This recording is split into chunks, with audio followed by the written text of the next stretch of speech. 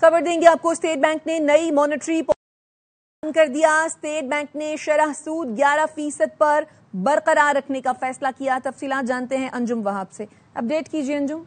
State bank Pakistan ने ये शरह सूद को 11% पर बरकरार रखने का फैसला किया है। मॉनेटरी पॉलिसी कमेटी का आज ये इजलास हुआ था। चौथे मुसलसल इजलास में शरह सूद को बरकरार रखने का फैसला किया गया।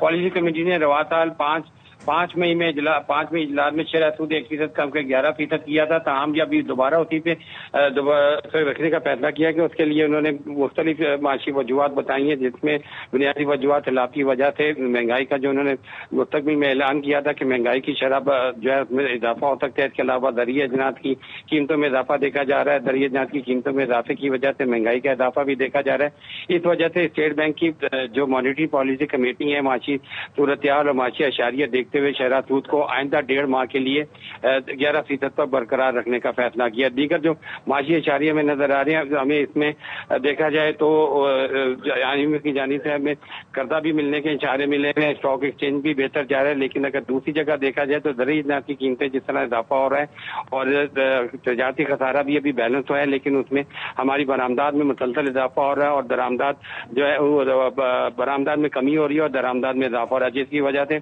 मॉनेटरी पॉलिसी कमेटी का फैसला यही रहा है कि इसको 11% पर बरकरार रखा जाए, क्योंकि आइंदा आने वाले महीने मईशत के लिए थोड़े सख्त नजर आ रहे हैं। जी तो अंजुम, क्या ज़र अजनास की जो कीमतें हैं वो ऊपर जा रही हैं और सैलाब के पेश नजर ही ये फैसला किया गया है? सिर्फ बिल्कुल, ये सैलाब के पेश नजर फैसला किया गया। खासतौर पर पंजाब में जो सूरत हाल रही है कि मुख्तलिफ इलाकों में जो सैलाब ने सूरत हाल पैदा की, गंदों की फसल में हमने देखा, गन्ने की फसल में हमने देखा।